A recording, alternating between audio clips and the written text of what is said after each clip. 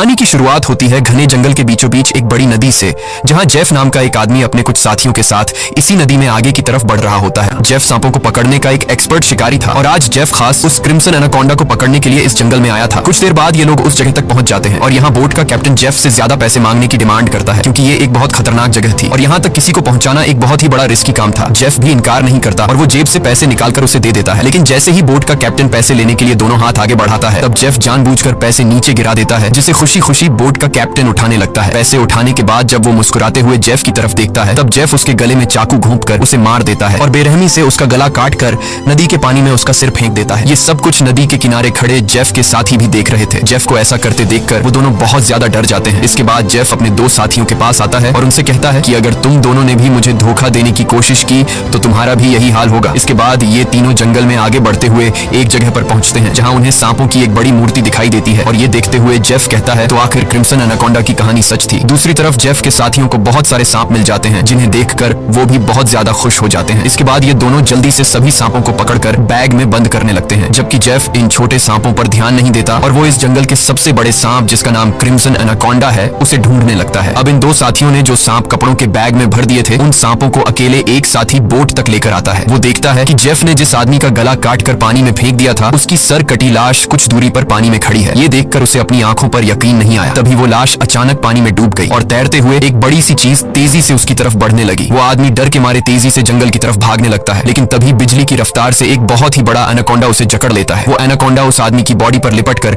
उसकी हड्डियां तोड़ देता है और अपना बड़ा सा मुंह खोलकर उसे खाने लगता है। दूसरी तरफ हम उस आदमी के दूसरे साथी को देखते हैं, जो सांपों से भरे एक बैग को लेकर जंगल में आगे की तरफ बढ़ रहा होता है। तभी वो अचानक एक जगह पर रुककर कुछ ऐसा देख लेता है जिससे वो बहुत ज्यादा डर जाता है। असल में उसने उसी बड़े एनाकोंडा की बॉडी को रेंगते हुए देख लिया था। जैसे ही वो एनाकोंडा एक पेड़ पर चढ़ रहा था, तो उसके पेट को देखकर साफ लग रहा था कि उसने किसी इंसान को जिंदा निगल लिया है। अब इससे पहले कि वो आदमी अपनी जान बचाकर भाग पाता, तभी वो एनाकोंडा उसके साथी की लाश को उगल देता है। इसके बाद वो सांप उस आदमी को भी पकड़ लेता है। वो सांप उस आदमी को जकड़कर जोर से दबाता है और पेड़ से लिपटकर उस आदमी को भी खाने लग जाता है। ये सब कुछ ही दूर से जेफ भी देख रहा होता है और ये देखकर जेफ अपने साथी को बचाने के बजाय खुश हो रहा था, क्योंकि जेफ भी यही चाहता था कि कोई उस सांप का चारा बन जाए और जब चारे को खाते समय सांप का ध्यान भटक जाए, तब जेफ सांप को बेहोश करके मार दे। इसके बाद जेफ अपना शॉटगन निकालकर सांप को बेहोश करने ही वाला था कि तभी अचानक जंगल के सभी जानवर और बर्ड्स शोर मचाने लगे, जिनकी आवाज सुनते हुए वो एनाकोंडा अपने शिकार को ऐसे ही छोड़कर चला जाता है। आखिर कुछ तो ऐसा था जिससे जंगल के सभी जानवर डर रहे थे। अब यहाँ सीन कट होता है और हमें एक सर्कस शो दिखाया जाता है। ये सर्कस अब बंद होने के कगार पर था। कोई भी इस सर्कस को देखने का इंटरेस्ट नहीं रखता था। यहाँ सर्कस के मालिक के पास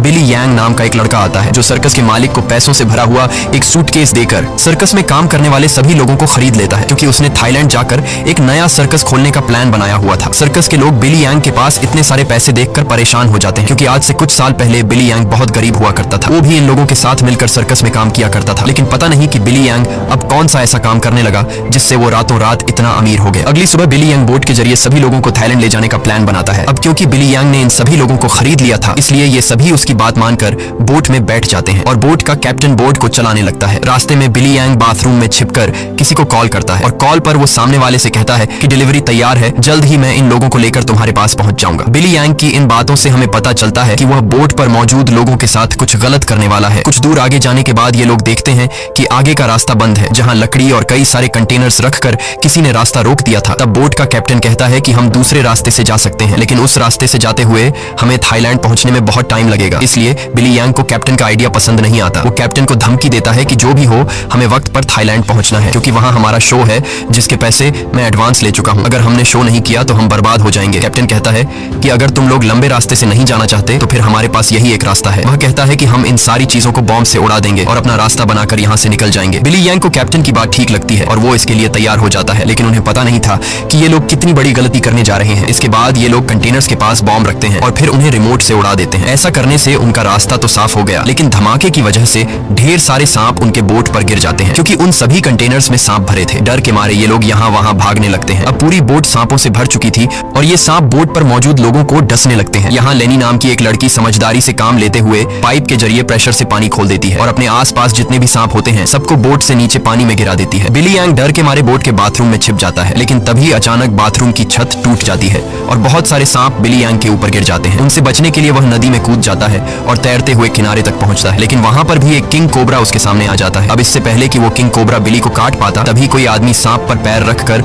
उसे कुचल देता है और बिली यांग की जान बचा लेता है। यह इंसान कोई और नहीं बल्कि जेफ था। अब जेफ ने बिली की जान बचाई थी, इसलिए बिली उसे अपने बोट पर ले आता है। जेफ यहाँ सभी से झूठ कहता है कि मैं एक वाइल्ड एक्सप्लोरर हूँ और एक एक्सीडेंट की वजह से यहाँ जंगल में फंस गया हूँ। तभी सर्कस के एक आदमी जिसका नाम जियाओ है, उसके कान में तेज दर्द होने लगता है। दर्द इतना ज्यादा था कि वह नीचे गिर जाता है। जब जेफ उसके कान में गौर से देखता है तो उसे पता चल जाता है कि जियाओ के कान में तकलीफ क्यों हो रही है। इसके बाद जेफ अपनी उंगली पर एक कट लगाकर उसे जियाओ के कान के पास ले जाता है और तभी जियाओ के कान से एक पतला जहरीला सांप निकलकर जेफ की उंगली को काट देता है। लेकिन सांप के काटने के बावजूद जेफ को कुछ नहीं होता और वह उस पतले सांप को पानी में फेंक देता है। ये देखकर लेनी बहुत हैरान हो जाती है और सोचने लगती है कि आखिर सांप के काटने के बाद भी जेफ पर जहर का असर क्यों नहीं हुआ। लेनी भी सांपों के बारे में जानकारी रखती थी। वह जानती थी कि एक सांप के जहर से इम्यून होने के लिए इंसान को बहुत सारा सांप का जहर अपने शरीर में डालना पड़ता है, तब जाकर उस इंसान पर सांप के जहर का असर नहीं होता। ये सारी चीज वह बिली यांग को भी बताती है और कहती है, मुझे जेफ ठीक नहीं लग रहा। तुमने भी देखा कि सांप ने उसे उंगली पर काटा लेकिन जेफ को कुछ नहीं हुआ। लेकिन बिली यांग लेनी की बातों पर ध्यान नहीं देता और कहता है कि हमें जेफ का शुक्रिया अदा करना चाहिए क्योंकि उसने मेरी और हमारे एक साथी की जान बचाई है। दूसरी तरफ जेफ इस बोट के कैप्टन से मिलता है। जेफ बोट के कैप्टन को ढेर सारे पैसे देकर एक नक्शा दिखाता है और बोट के कैप्टन से कहता है कि अगर तुमने मुझे नक्शे पर बताई गई जगह पर पहुंचाया तो मैं वहां पहुंचकर तुम्हें और भी ढेर सारे पैसे दूंगा। कैप्टन उस जगह का नाम सुनते ही बंदूक उठाकर जेफ पर तान देता है। वह कहता है कि अगर दोबारा तुमने वहां जाने की बात की तो मैं तुम्हें गोली मार दूंगा। दरअसल कैप्टन भी उस जगह के बारे में जानता था कि वहां एक बहुत ही खतरनाक क्रिम्सन नाम का एनाकोंडा रहता है। यह सुनकर जेफ वहां से चला जाता है। कैप्टन बोट में बैठकर मछलियां पकड़ने लगता है, लेकिन तभी हम देखते हैं कि कैप्टन जिस फिशिंग रॉड से मछलियां पकड़ रहा था वह फिशिंग रॉड नीचे से कोई जोर से खींचता है, जिसकी वजह से वह फिशिंग रॉड कैप्टन के हाथ से छूटकर नीचे गिर जाती है। अब कैप्टन उस फिशिंग रॉड को उठाने के लिए नीचे झुकता है, लेकिन तभी उसे कोई पानी में नीचे खींच लेता है। दरअसल कैप्टन को किसी और ने नहीं बल्कि जेफ ने पानी में नीचे खींचा था। कैप्टन को मारने के बाद जेफ कैप्टन की बॉडी को उस जंगल में मौजूद एनाकोंडा को बुलाने के लिए चारे के तौर पर इस्तेमाल करता है। कुछ देर बाद सभी कैप्टन को ढूंढने लगते हैं, लेकिन बोट का कैप्टन उन लोगों को कहीं पर भी नहीं मिलता। लेनी को जेफ पर शक होने लगता है कि कहीं जेफ ने उसे मार तो नहीं दिया। वह जेफ से पूछती है कि कैप्टन कहाँ है, लेकिन जेफ कहता है कि मुझे कैप्टन के बारे में कुछ भी नहीं पता। वह यह भी कहता है कि यह जंगल है, यहाँ इंसानों का गायब होना आम बात है। तभी अचानक पूरे जंगल में एक अजीब सा शोर छा जाता है। जंगल के सभी परिंदे और जानवर शोर मचाकर भागने लगते हैं। तभी एकदम से उन सबको पानी में कुछ अजीब सी हलचल सुनाई देती है। एक साथी कहता है कि यह आवाज कैसी है। तब जेफ खुश होकर कहता है कि कुछ बड़ा आने वाला है। जेफ की खुशी से यह साफ जाहिर हो रहा था कि जैसे वह इस आने वाले खतरे का इंतजार कर रहा था। तभी हम देखते हैं कि नदी की गहराई में एक बहुत ही बड़ा एनाकोंडा जेफ के लगाए जाल की तरफ बढ़ रहा है। जेफ का लगाया हुआ फिशिंग रॉड जोरों से नीचे की तरफ खींचता है। अब जेफ एनाकोंडा को पकड़ने के लिए फिशिंग रॉड को पकड़ने की कोशिश करता है, लेकिन वह एनाकोंडा इतनी आसानी से जेफ के जाल में कहां फंसने वाला था। तभी वह एनाकोंडा उनके सामने आ जाता है। यह एनाकोंडा आकार में बहुत बड़ा और बेहद डरावना था, जिसे देखकर सबके गले में सांसें अटक जाती हैं। जेफ ने जो फिशिंग रॉड की रस्सी पकड़ी हुई थी, एनाकोंडा उस रस्सी को जोर से खींचता है, जिससे जेफ नीचे पानी में गिर जाता है। वह एनाकोंडा जेफ को पानी में इधर उधर पटकने लगता है, लेकिन जेफ इतनी आसानी से हार मानने वाला नहीं था। वह खुद को बचाने के लिए तैरते हुए उसी नदी में मौजूद एक छोटी बोट पर चढ़ जाता है और एनाकोंडा को पकड़ने वाले जाल की रस्सी को उसी बोट से बांध लेता है। अब वह बोट पर खड़े होकर एक नुकीले औजार से उस एनाकोंडा पर वार करता है, लेकिन उस वार से एनाकोंडा पर कुछ ज्यादा असर नहीं होता। एनाकोंडा जेफ को पकड़ लेता है। वह एनाकोंडा जेफ के साथ साथ उस बोट के ऊपर लिपट कर नीचे पानी में डुबो देता है। दूर खड़े ये लोग यह सब कुछ देख रहे थे और उन्हें लगता है कि जेफ मारा गया, लेकिन अगले ही पल जेफ तैरता हुआ पीछे से वापस बोट में आ जाता है। ये देखकर सभी लोग हैरान रह जाते हैं। अब जेफ फिर से पानी में एनाकोंडा ढूंढने लगता है, लेकिन उसे नहीं पता था कि एनाकोंडा अब पानी में नहीं बल्कि उसके पीछे बोट की छत पर है। एनाकोंडा सबके सामने अपने मुंह से कैप्टन की बॉडी को उगल देता है। ये देखकर बोट पर सभी लोग बहुत डर जाते हैं। ये लोग एनाकोंडा से खुद को बचाने के लिए इधर उधर भागने लगते हैं। वह एनाकोंडा कमरे में बंद सर्कस के दो साथियों को मारने ही वाला था कि तब भी पीछे से जेफ हाथ में एक नुकीला औजार लिए एनाकोंडा पर हमला कर देता है, जिससे एनाकोंडा और भी ज्यादा गुस्सा हो जाता है और अब एनाकोंडा जेफ की तरफ बढ़ने लगता है। लेकिन जेफ एनाकोंडा से खुद को बचाते हुए उससे छिप जाता है, मगर एनाकोंडा भी जेफ का पीछा नहीं छोड़ता। वह जेफ को ढूंढने के लिए बोट के अंदर घुस जाता है, जहां बोट के अंदर सर्कस के बाकी लोग भी छिपे हुए थे। लकीली एनाकोंडा बिली और डायना को देख नहीं पाता। वह उनके ऊपर से रेंगते हुए खिड़की से होकर बोट से बाहर निकल जाता है। ये सभी लोग बोट के कोने कोने में छिपे हुए थे। एनाकोंडा इन लोगों को ढूंढते हुए जब बाथरूम की तरफ जाता है तो वह एक बच्चे और जियाओ को देखता है। एनाकोंडा तुरंत उन दोनों पर हमला कर देता है, लेकिन यह दोनों खुद को बचाते हुए वहां से निकल जाते हैं। अब उनके पास लेनी भी पहुंच जाती है। जैसे ही एनाकोंडा लेनी पर हमला करता है तब जियाओ समझदारी से काम लेते हुए एनाकोंडा के सिर के आगे एक मटका हिलाता है, जिससे एनाकोंडा का सिर मटके के अंदर फंस जाता है। मटके से अपना सिर निकालने के लिए एनाकोंडा तड़पने लगता है और इसी हलचल में यहाँ पर केरोसिन ऑयल का गैलन गिर जाता है। एनाकोंडा अपने सिर से मटके को निकालने के लिए पूरी तरह से बेकाबू हो जाता है। वह यहाँ वहां खुद को मारता है और आखिर में वह अपने सिर को बोट से पटक कर मटके को तोड़ देता है, जिससे उसका सिर आजाद हो जाता है। लेकिन आजाद होते ही पीछे से जेफ एनाकोंडा के गले में रस्सी का फंदा डाल देता है। इससे पहले कि जेफ उस एनाकोंडा को पकड़ पाता तभी नीचे केरोसिन ऑयल गिरने की वजह से बोट में आग लग जाती है और आग धीरे धीरे बढ़ते हुए बोट में रखे बमों तक पहुंच जाती है, जिससे बोट में ब्लास्ट होने लगते हैं। तभी बोट में एक बहुत ही बड़ा ब्लास्ट होता है। अब बोट पर मौजूद सभी लोग खुद को बचाने के लिए पानी में कूद जाते हैं, लेकिन जेफ ने एनाकोंडा के गले में रस्सी बांधी थी, जिस वजह से वो भाग नहीं पाता और आग में जलकर मर जाता है। ये लोग जैसे तैसे तैरते हुए नदी के किनारे तक पहुंच जाते हैं। जहाज को जलता देखकर बिली यांग रोने लगता है। वह इस वजह से रोता है कि ये लोग अब समय पर थाईलैंड नहीं पहुंच पाएंगे। सर्कस के बाकी लोग बहुत ज्यादा डरे हुए थे, क्योंकि ये सभी जंगल के बीचों बीच थे और अब उनके पास वापस जाने के लिए बोट भी नहीं था। लेनी समझ चुकी थी कि इन सब का जिम्मेदार जेफ है। उसने इनके जहाज को एक जाल के तौर पर इस्तेमाल किया। वह जेफ से कहती है, अगर तुमने ऐसा न किया होता तो यह इतना बड़ा खतरा हम पर न आता। जेफ जवाब में कहता है कि तुम लोग जानते भी हो कि इस एक एनाकोंडा की कीमत कितनी है। अगर तुम लोगों ने इसे पकड़ने में मेरा साथ दिया होता तो आज हम सब करोड़पति होते। पैसों का नाम सुनते ही बिली यांग की आंखें चमक उठती हैं। वह थाईलैंड जाने का प्लान कैंसिल कर देता है और दौड़कर जेफ के पास आता है और कहता है, मैं तुम्हारे साथ हूँ। बताओ इस एनाकोंडा को पकड़ने के लिए हम क्या कर सकते हैं और हमें पैसे कैसे मिलेंगे। उसके बाद जेफ एक मैप निकालता है और उन्हें दिखाते हुए कहता है, अगर तुम लोग मेरी मदद करोगे तो इस मैप के जरिए मैं तुम्हें 1-2 दिन के अंदर थाईलैंड पहुंचा दूंगा। अब यहाँ बिली यांग और टीम के बाकी लोग जेफ के बोट तक जाने के लिए मान जाते हैं, लेकिन लेनी को जेफ पर बिल्कुल भी भरोसा नहीं था, इसलिए वह वहां जाने से इनकार कर देती है। तभी सर्कस टीम की एक लड़की की तबीयत अचानक खराब होने लगती है। जब बिली यांग उसके कंधे को देखता है तो उन्हें पता चलता है कि उस लड़की को एक बहुत ही खतरनाक मकड़ी ने काटा है, जिसके जहर से वो मर भी सकती थी। ये देखकर जेफ वहां पर मौजूद सभी लोगों से कहता है, मेरे पास एक ऐसी दवाई है जिससे उस लड़की का इलाज हो सकता है, लेकिन वह दवाई मेरे बोट में रखी गई है। अगर तुम इसका इलाज करना चाहते हो तो तुम्हें मुझे मेरी बोट तक पहुंचाना होगा। अब न चाहते हुए भी लेनी जेफ के साथ चलने को तैयार हो जाती है। कई घंटों के सफर के बाद जब एक साथी नदी का पानी पीने लगता है तब जेफ उसे रोक देता है और जेफ सभी से कहता है, यहाँ का पानी कभी भी मत पियो। यहाँ के पानी में ऐसे कीड़े हैं जो पानी पीते समय इंसान के अंदर चले जाते हैं। इसके बाद वो कीड़े उस इंसान के अंदर ऐसी प्यास लगाते हैं कि वो पानी पीते पीते खुद को नदी में डुबाकर मार देता है। रास्ते में इन लोगों को भूख लग जाती है। तब जेफ पास के पत्थरों से एक सांप पकड़ता है और फिर ये लोग सांप का जहर निकालकर उसे पकाते हैं और उसे खाकर गुजारा करते हैं। इसके बाद ये लोग फिर से अपना सफर जारी रखते हैं। कुछ देर बाद रात हो जाती है। रात को ये लोग पहाड़ के एक सुरंग में रुकते हैं, जहाँ ये लोग आग जलाते हैं और जेफ साइड पर बैठा अपनी मैप पर बने हुए एनाकोंडा को देख रहा था। जेफ उस समय के बारे में सोचता है जब वो एनाकोंडा उसके सामने आया था। वो एनाकोंडा जेफ को मारने ही वाला था, लेकिन जेफ समझदारी से काम लेते हुए एक लकड़ी की बॉक्स में खुद को छुपा देता है। वो बॉक्स एक ढलान में रखी हुई थी, इसलिए जेफ बॉक्स को धक्का देकर रगड़ते हुए नीचे नदी तक पहुंच जाता है। अब जेफ इस बॉक्स से खुद को निकालने की कोशिश तो करता है, लेकिन बदकिस्मती से जेफ उस बॉक्स में हमेशा के लिए बंद हो गया और काफी समय तक जेफ उसी बॉक्स में फंसा रहा। इसके बाद ये लोग आते हैं। इन लोगों ने रास्ता खोलने के लिए डायनामाइट लगाकर कंटेनर तोड़ दिए, जिसमें से जेफ बाहर निकल गया और उनके साथ मिल गया। सीन फिर से प्रेजेंट में आता है, जहाँ जेफ इस मैप को देख रहा था। तभी बिली यांग उसके पास आता है और कहता है, तुम उसी एनाकोंडा को पकड़ना चाहते हो ना? जेफ कहता है, हाँ, ये एक बहुत ही बड़ा एनाकोंडा है, एक ऐसा एनाकोंडा जो इस पूरे जंगल का राजा है। यहाँ के सभी जानवर इस एनाकोंडा से डरते हैं। इसने दुनिया के बड़े बड़े शिकार किए हैं, यहाँ तक कि इसने अपने ही जैसे बड़े बड़े एनाकोंडा को मार गिराया, और अगर हम उसे पकड़ने में कामयाब हुए तो हम रातों रात मिलियनियर बन जाएंगे। पैसों का सुनते ही बिली यांग कहता है, मैं आपके साथ उस एनाकोंडा को पकड़ने के लिए तैयार हूँ। अब काफी रात हो जाती है और ये सभी लोग सो जाते हैं। तभी सर्कस के एक साथी की किसी अजीब सी आवाज से आंख खुलती है। वो देखता है कि उसका भाई यहाँ नहीं है। अपने भाई को ढूंढते हुए वो उस सुरंग से बाहर आया और उसे ढूंढते हुए नदी के पास जाता है, जहाँ वो देखता है कि उसका भाई अपने आप को नदी के पानी में डुबाने की कोशिश कर रहा है। ये आदमी उसे ऐसा करने से रोकता है, पर उसका भाई इसकी कोई बात नहीं सुनता और तब वो देखता है कि उसके भाई की नाक से कुछ अजीब से कीड़े निकल रहे हैं, जिसे देखकर वो समझ जाता है कि इसने इस नदी का पानी पी लिया है। जो कि जेफ ने बताया भी था कि इस नदी का पानी पीने के बाद उस पानी के अंदर मौजूद कीड़े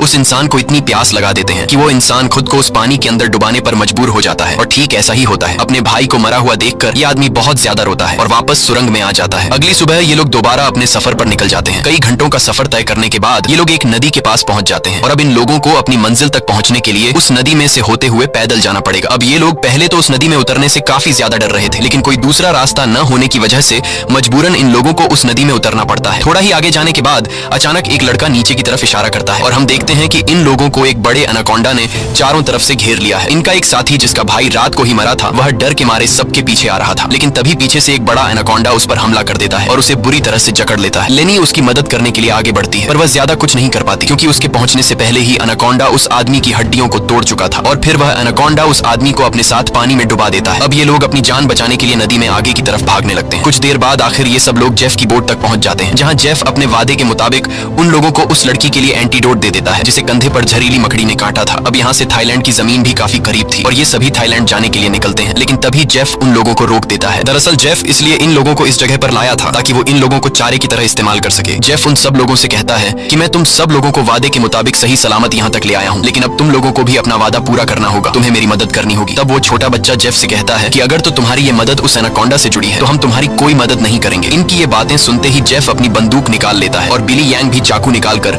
उसका साथ देने लगता है। बिली यांग सभी से कहता है कि जेफ जो भी कह रहा है तुम्हें उसकी बात माननी चाहिए। यहाँ लेनी कहती है कि तुम लोग पागल तो नहीं हो गए हो, उस एनाकोंडा को पकड़ना बहुत मुश्किल है, क्यों तुम लोग अपनी जान से हाथ धोना चाहते हो? जेफ कहता है हाँ तुम ठीक कह रही हो, उस एनाकोंडा को पकड़ना मुश्किल तो है पर नामुमकिन नहीं, क्योंकि उस एनाकोंडा को खाते हुए जब उसका ध्यान भटक जाए तब उसे पकड़ा जा सकता है। उसके बाद बिली यांग और जेफ सर्कस टीम के 2 लोगों को रस्सी से बांधकर सांप का चारा बनाते हैं। वह बच्चा बिली यांग से कहता है तुम ऐसा क्यों कर रहे हो? सोचो अगर हम लोग मर गए तो तुम्हारी सर्कस में कौन परफॉर्म करेगा? ये सुनकर बिली यांग जोर जोर से हंसने लगता है और उस बच्चे से कहता है कि क्या तुम लोगों ने कभी सोचा नहीं कि मैं इतनी जल्दी कुछ ही सालों में इतना अमीर कैसे हुआ? अरे पागलो, मैं तुम लोगों को थाईलैंड में सर्कस के लिए थोड़ी लेके जा रहा था। मैं तो तुम्हारी बॉडी के ऑर्गन्स को बेचकर बहुत सारा पैसा कमाने वाला था और यही मेरा बिजनेस है, लेकिन अब देखो मैंने अपना प्लान चेंज कर दिया। अब मैं जेफ के साथ मिल गया हूँ क्योंकि मैं जानता हूँ कि तुम्हारे बॉडी पार्ट्स से भी ज्यादा पैसे मुझे ये एनाकोंडा दे सकता है। दूसरी तरफ जेफ ने उन 2 लड़कियों को भी बांध दिया था और अब वो एक लड़की से बदतमीजी करने लगा था। अब यहाँ वो लड़की समझदारी से काम लेते हुए ऐसा दिखाती है कि वो जेफ का साथ देना चाहती है। जेफ उसकी चाल को समझ नहीं पाता। वो लड़की जेफ के करीब आकर जेफ के बालों में हाथ मारने लगती है और मौका मिलते ही वो लड़की जेफ की पॉकेट से गन निकालकर जेफ पर तान देती है। अब वो लड़की जैसे ही जेफ को शूट करती है तो बंदूक से गोली नहीं चलती क्योंकि उसको बंदूक का लॉक खोलना नहीं आ रहा था। अब जेफ गुस्से में आकर उससे बंदूक छीन लेता है और उसी लड़की पर तान कर उसे मारने ही वाला होता है कि तब तक लेनी ने भी खुद को आजाद कर लिया था और वो एक शीशे के नुकीले टुकड़े से जेफ के पेट पर वार करती है। अब जेफ लेनी को धक्का देकर पीछे धकेल देता है, लेकिन तब वो दूसरी लड़की भी जेफ पर हमला कर देती है और पीछे से लेनी भी जेफ से बंदूक छीनने की कोशिश करती है। इसी हाथापाई में गोली चलने की आवाज आती है, लेकिन पता नहीं चल पाता कि ये गोली किसको लगी। दूसरी तरफ हम उन 2 लोगों को देखते हैं जिन्हें बिली यांग ने एनाकोंडा के लिए चारा बनाया था। वो दोनों बेचारे डर के मारे तड़प रहे होते हैं। कुछ देर बाद एक बड़ा सा एनाकोंडा उन दोनों को खाने के लिए धीरे धीरे उनकी तरफ बढ़ने लगता है, जबकि दूर खड़ा बिली यांग मजे से ये सारा नजारा देख रहा था। बिली यांग इंतजार में था कि कब वो एनाकोंडा उन पर हमला करेगा और मैं रस्सी को खींचकर उस एनाकोंडा को पकड़ लूंगा, लेकिन वो ये नहीं जानता था कि जहां पर वो खड़ा है ठीक उसके ऊपर से एक दूसरा एनाकोंडा उस पर हमला करने के लिए आगे बढ़ रहा है। अब इससे पहले कि बिली यांग उस एनाकोंडा को देख पाता, वो एनाकोंडा उसके काफी करीब पहुंच जाता है और वो एनाकोंडा बिली यांग पर हमला करके उसे अपने साथ उठाकर ले जाता है और तब बिली यांग के हाथ से रस्सी छूट जाती है, जिससे एनाकोंडा का चारा बने हुए 2 लोगों को जाल कवर कर लेता है, जिससे उनकी जान बच जाती है। दूसरी तरफ जेफ उस लड़की को मारने की कोशिश करता है, लेकिन लेनी पीछे से आकर जेफ को एक बड़ी लकड़ी से सिर पर मारकर बेहोश कर देती है। जेफ के बेहोश होते ही ये दोनों भागते हुए अपने 2 साथियों के पास पहुंच जाती हैं और उन्हें जाल से आजाद कर लेती हैं, लेकिन बदकिस्मती से जेफ को होश आ गया था और वो उनकी तरफ बढ़ने लगा, लेकिन तभी एक बड़ा सा एनाकोंडा आकर जेफ को ले जाता है। ये लोग अब जल्दी से यहाँ से निकलने की तैयारी करते हैं, लेकिन उनकी एक साथी चलने के लायक नहीं थी क्योंकि जेफ और उन लड़कियों के बीच हाथापाई के दौरान जो गोली चली थी वो गोली उस लड़की को लगी थी। कुछ देर बाद वो लड़की उनकी नजरों के सामने दम तोड़ देती है। अब बचे हुए 3 लोग अपनी जान बचाने के लिए जेफ की बोट में बैठकर नदी से होते हुए यहाँ से निकलने लगते हैं, लेकिन तभी पीछे से जियाओ को कोई चीज लगती है। जब वो कंधे से उस चीज को उतार कर देखता है तो उसे पता चलता है कि ये एक बेहोशी वाला इंजेक्शन है। कुछ ही सेकंड बाद जियाओ बेहोश हो जाता है और जियाओ को बेहोश करने वाला कोई और नहीं बल्कि जेफ ही था, यानी उस एनाकोंडा के हमले से भी वो बच गया था और उसने एनाकोंडा का सिर काटकर उसे मार दिया था। अब जेफ उन तीनों को पकड़कर एनाकोंडा के चारे के लिए बांध देता है और उनके चारों तरफ तेज धार वाली लोहे की तार बांध देता है और साथ में वहां पर खून भी छिड़क देता है, जिसके बाद वो उनके जाल की रस्सी को पकड़कर यहाँ से कुछ दूर खड़ा हो जाता है। कुछ देर बाद कई सारे एनाकोंडास खून को सूंघते हुए उन तीनों की तरफ बढ़ने लगते हैं। ये तीनों बहुत ज्यादा डरे हुए होते हैं और उनको अपनी मौत आंखों के सामने नजर आ रही होती है। ये सभी एनाकोंडास उन तीनों को मारने के लिए उनके काफी करीब पहुंच जाते हैं, लेकिन तभी एक बार फिर से जंगल के सभी जानवर शोर मचाकर भागने लगते हैं और यहाँ पर मौजूद सभी एनाकोंडास भी किसी को देखकर एक एक करके भागने लगते हैं। लेकिन एक एनाकोंडा अभी भी उन तीनों को मारने के लिए रुका हुआ था, पर तभी वहां पर क्रिम्सन एनाकोंडा आ जाता है और वो उस अकेले रुके हुए सांप पर हमला करके उसे एक ही झटके में मार देता है। यहाँ हम उस क्रिम्सन एनाकोंडा को अच्छी तरह से देख पाते हैं, जो साइज में बहुत ही ज्यादा बड़ा और खतरनाक था, जिसे देखकर ये तीनों बहुत ज्यादा डर जाते हैं। लेकिन दूर खड़ा जेफ क्रिम्सन एनाकोंडा को देखकर बहुत खुश होता है। वो एनाकोंडा उन तीनों से लिपटकर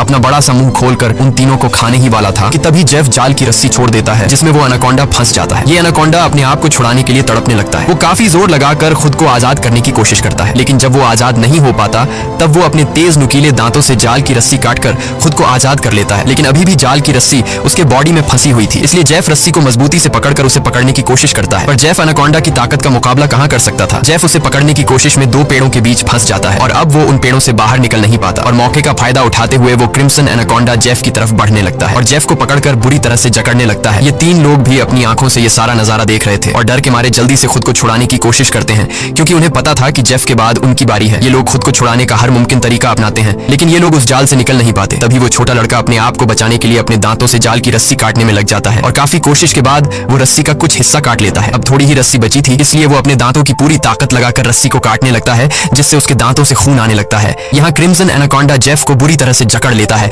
और वो जेफ को दबाकर उसकी हड्डियां तोड़ने लगता है, जिसके बाद वो क्रिम्सन एनाकोंडा जेफ को भी जिंदा निगल लेता है। दूसरी तरफ वो बच्चा अपने दांतों से रस्सी तोड़ने में कामयाब हो जाता है और वो उन दोनों को भी आजाद कर लेता है और ये लोग नदी की तरफ भागने लगते हैं। लेकिन जेफ को मारने के बाद अब वो क्रिम्सन एनाकोंडा उनके पीछे पड़ जाता है। ये दोनों एक पेड़ के पीछे छिप जाते हैं, जबकि वो बच्चा एक लकड़ी के बॉक्स के अंदर खुद को छिपा लेता है। पर एनाकोंडा उसे देख लेता है और अब वो एनाकोंडा धीरे धीरे उस बच्चे की तरफ बढ़ने लगता है।